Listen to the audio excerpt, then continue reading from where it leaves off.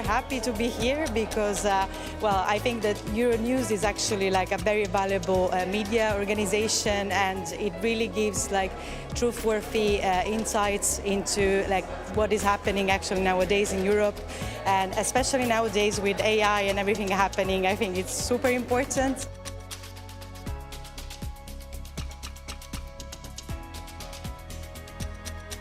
You know, I think everyone is concerned, mindful, looking towards how things are going to shift.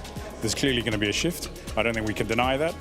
Populism, one of the topics we're going to be talking about, is clearly on the agenda. I think green issues are still a major issue. I think the economy is going to be very important, and also migration and employment issues. Those are all the kind of things which companies and clients and stakeholders that I've been talking to are still thinking of.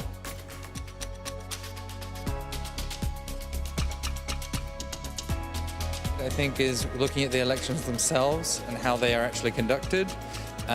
So my organization works on a lot of advanced AI technology, and that is obviously super interesting in a year when we have elections, when we're worried about misinformation and disinformation, and the use of kind of technologies to superpower these issues and cause problems whilst this democratic festival is underway.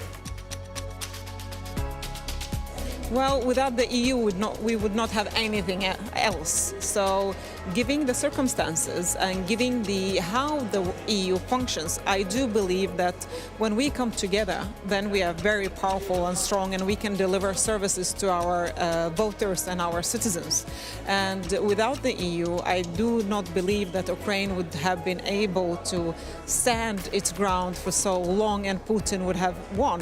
And without the EU, my own country, Sweden, would not have the possibility to buy vaccines during the COVID-19 pandemic, and without the EU, we would not have the economic support to our farmers. So the absence of the EU for me is totally unthinkable.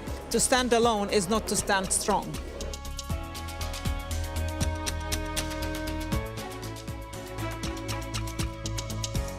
I work in consumer protection, so of course it's something that I want to put as a first place, but I believe also a lot of attention on young people. It's something that I think we need to really pay attention to, the future generation.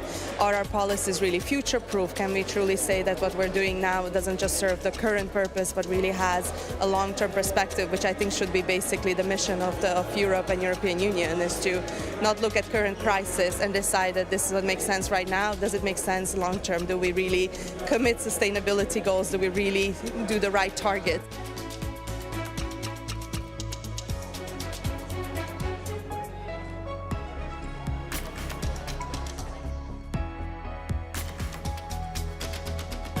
First of all, we need to absolutely block the return of austerity rules.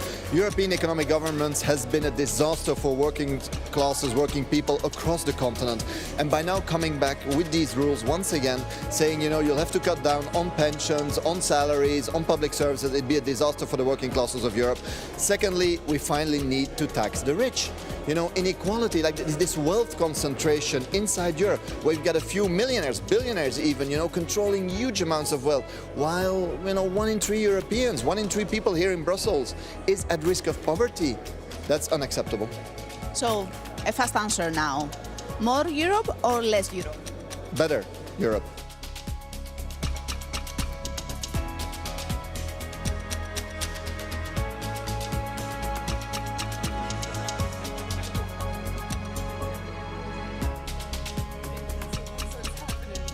I have a holistic approach to things, and I think that you don't have environmental improvement without social justice, without rule of law and democracy, without feminist agenda. So all goes together.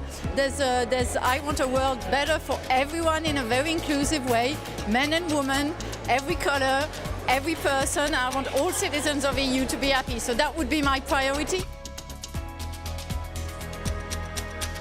I am originally from Ukraine, so I have to be optimistic. I think the EU has already delivered a tremendous amount of help to Ukraine specifically. I think more can be done, but optimism is the only way, so I'm very positive about what can be done in the future.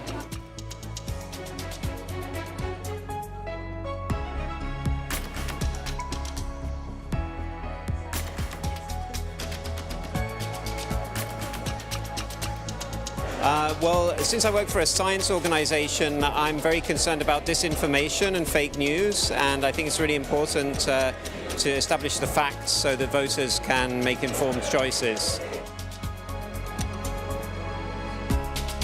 I just said it. The European Parliament represents directly 430 million European citizens. No democratic deficit at all. No competence deficit. We make laws. We are actually the only one directly elected supranational legislative body in the world. But there is no such thing as European public opinion. There is no such thing as European media system or media ecosystem, and of course there's Euronews, so we thank Euronews, but I would like it to be multiplied in its potential, in its efficacy. Direct communication is what we need to reach out to the European citizens we represent directly in the European Parliament.